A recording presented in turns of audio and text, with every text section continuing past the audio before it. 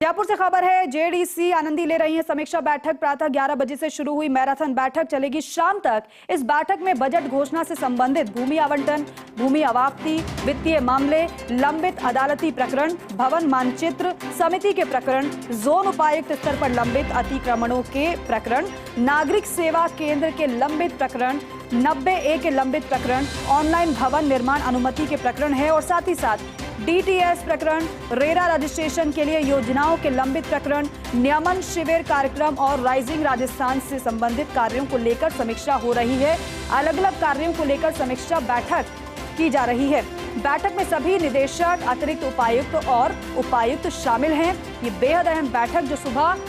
11 बजे से शुरू हुई है और शाम तक ये बैठक चलने वाली है। बेहद अहम अलग अलग विषयों पर, अलग अलग विषयों के कार्यों पर इस बैठक में चर्चा चल रही है। माना जा रहा है कि शाम तक ये बैठक चलेगी। बजट घोषणाओं से संबंधित जो मामले हैं उनको लेकर समीक्षा इस बैठक में की जा रही है। ज्यादा जानकारी लेते हैं, एसोसिएट एडिटर अभिषेक श्रीवास्तव हमारे साथ जुड़ रहे हैं। अभिषेक जी, ये बैठक जो सुबह 11 बजे से शुरू हुई है, शाम तक चलने की जिसकी संभावना है, अभी तक क्या क्या इस बैठक में चर्चा हो चुकी है? क्या भीतर से कुछ जानकारी मिल पा रही है क्या? और पूरी ओवरऑल बैठक को लेकर जानकारी भी दीजिएगा इसके साथ साथ। बिल्कुल दीपिका, ये आज अवकाश का दिन है, लेकिन इसके बावजूद जो जेडीए आयुक्त हैं आनंदी, उनके अध्यक्षता में ये बड़ी मीटिंग चल रही है और सुबह 11 बजे ये मीटिंग शुरू हुई थी, जो कि शाम के 5 बजे तक चलेगी। और इसमें जो अहम इशू है वो जो बजट घोषणाओं से संबंधित जो लैंड अलॉटमेंट है, खासकर कहीं डिस्पेंसरी के, कहीं स्कूल के, कहीं पानी की टंकी के लिए, बिजली की, जो इस तरह के जो घोषणाएं जो लैंड से रिलेटेड है, तो उसमें अलॉटमेंट को लेकर के कितना, उसमें अलॉटमेंट में के जो प्रोसेस है उसमें कितनी प्रगति हुई, इसके अलावा जो अदालत में लंबित प्रकरण है और खासकर जो राइजिंग राजस्थान है, राइजिंग राजस्थान में काम जो किए जाने हैं, जो विकास कार्य किए जाने हैं, जो सड़कों का काम किया जाना है, ब्यूटिफिकेशन का काम किया जाना है, और जहां पर राइजिंग राजस्थान का मेन आयोजन होगा, जेईसीसी उसके आसपास की क्या स्थिति है, उसमें भी काम प्रस्तावित किए गए, तो उनको लेकर भी चर्चा की जा रही है। और जो बैठक का फॉर्मेट है दीपिका, उसको इस तरह से है कि जो लंबित प्रकरण जो जिस सेक्शन वाइज ली जा रही है, जैसे अब तक जो इससे पहले भी एनफोर्समेंट की सेक्शन से रिलेटेड जो मैटर्स है उन पर चर्चा हुई, क्योंकि इसमें एक अहम इशू बैठक का ये भी है कि जो अतिक्रमण के मामले हैं, क्योंकि यूडीएच मंत्री जाबर सिंह खर्रा ने ये निर्देश दिए थे कि जो सरकारी भूमि है उससे अतिक्रमण हटाया जाए, क्योंकि जेडीए की पास विकास कार्यों की बड़ी जिम्मेदारी है और खासकर जो बजट में जो घोषित करीब 2,500 करोड़ के प्रोजेक्ट हैं, तो उसके लिए यूडीएच मंत्री जाबर सिंह खर्रा का कहना है कि जेडीए को धन की आवश्यकता है। इसके लिए जरूरी है कि जो सरकारी जमीन है उनकी नीलामी की जाए और सरकारी जमीनों पर जो अतिक्रमण है उनको हटाया जाए। तो उसको लेकर भी बात की जा रही है, क्योंकि प्रवर्तन शाखा का अक्सर ये कहना होता है कि जो सरकारी जमीन है उसके बारे में अभी तक जो एक समुचित प्रस्ताव मिलना चाहिए वो जोन से नहीं मिले हैं, तो उसकी उस बारे में बातचीत है कि क्योंकि खसरा सुपरपोजिशन करके बाकायदा सीमा ज्ञान करा के ये जोन की जिम्मेदारी होती है कि वो आइडेंटिफाई करके बताए कि ये लैंड ये सरकारी है, इतनी इसकी सीमा है और ये अतिक्रमण है। तो उसके बाद फिर एनफोर्समेंट विंग जो है वो काम करती है। उसके पहले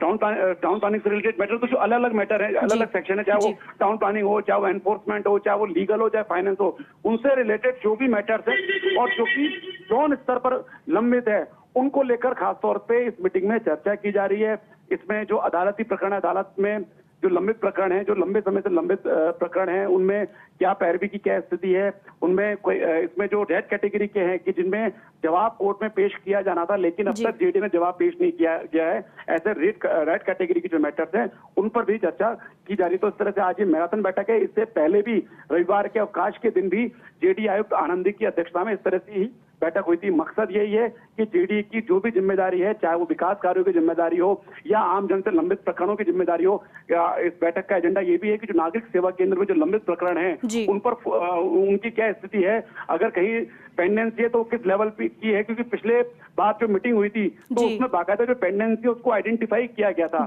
और उसमें ये देखा गया था कि किस जोन के किस कार्मिक के पास जो फाइल है वो कितने समय से पेंडिंग है। 7 दिन से ज्यादा जिसके पास पेंडेंसी थी उनको नोटिस भी दिए गए थे। इसमें डीसी लेवल के अधिकारी भी शामिल थे, तहसीलदार भी थे और जो लिपिक है या तहसीलदार या जेईएन है, इन तक को नोटिस दिए गए थे। तो आज भी इसी तरह से पेंडेंसी को भी खंगाला जा रहा है और इसमें कई प्रकरण ऐसे भी हैं दीपिका जो कि जिन दिनों में जिनको निस्तारित हो जाना चाहिए था वो निस्तारित नहीं हो पाए, तो उनको लेकर भी रिव्यू किया जाएगा और बाकायदा जिम्मेदारी तय की जाएगी। और पेंडेंसी को लेकर जो आप बता रहे हैं कि लास्ट टाइम भी बैठक हो चुकी है, तो उस समय क्या कहा गया था, किस तरीके से निर्देशित किया गया था, और अब की अगर समीक्षा बैठक की बात करें तो कितनी ज्यादा जरूरत महसूस हो रही थी समीक्षा करने की? क्योंकि बजट में घोषणाएं तो बड़ी बड़ी की गई थी, लेकिन घोषणाएं जो हैं वो समय रहते धरातल पर उतरे, ये कोशिश सरकार की भी है और इसके लिए लगातार काम भी करना होगा। जेडीसी आनंदी अपनी कार्यशैली के लिए जाने जाती हैं और सख्ती कई बार उनकी तरफ से नजर भी आई है, लेकिन इन बैठकों के जरिए किस तरीके से बजट घोषणाओं को पूरा किया जाएगा? देखिए, जेडीए की जो प्राइम रिस्पॉन्सिबिलिटी है, जो एक बहुत बेसिक काम है, वो ये होता है कि लोगों के जो प्रकरण है, चाहे वो नाम ट्रांसफर है, चाहे वो पट्टा जारी करना है या लीज मनी का प्रकरण है, तो प्राइम फोकस है जो नागरिक सेवा केंद्र के जो लंबित प्रकरण है उनको निपटाया जाए। तो एक पहली जिम्मेदारी आमजन से रिलेटेड है। दूसरी जिम्मेदारी विकास कार्यों की है कि जो डेली के जो रोजमर्रा के जो विकास कार्य होते हैं, सड़कों के और पार्कों के, या जो इसके अलावा जो बजट में घोषित योजनाएं, जो 2,500 करोड़ के प्रोजेक्ट की जो प्रोजेक्ट हैं, जिसमें जो कहीं फ्लाईओवर बनना है, कहीं एलिवेटेड रोड बननी है, हालांकि इनमें प्रगति का स्थिति यह है कि उनमें डीपीआर बनाने के लिए कार्य आदेश दिए जा चुके हैं। इसके अलावा जो बजट अलॉटमेंट में मैंने बताया आपको कि जो भूमि से संबंधित मामले उनकी भी पर भी चर्चा हो रही है। इसके अलावा जेडी का ये भी काम है कि ये जो सब काम है इनके लिए जो है जो रेवेन्यू है वो पर्याप्त मात्रा में नियमित मिलता रहे, इसलिए उसकी भी चर्चा की जा रही है। क्योंकि जो फाइनेंस सेक्शन है वो ये यहाँ पर ये जानकारी दी जा रही है प्रेजेंटेशन के माध्यम से कि नीलामी से कितना पैसा आ रहा है और नीलामी जिन जमीनों की जानी है उनके प्रस्ताव जो मांगे दिए जाने थे जोन की तरफ से, वो अब तक कितने दिए गए और उनकी क्या स्थिति है। अगर कहीं अटके हुए हैं तो जो जोन उपायुक्त है उनसे भी जो है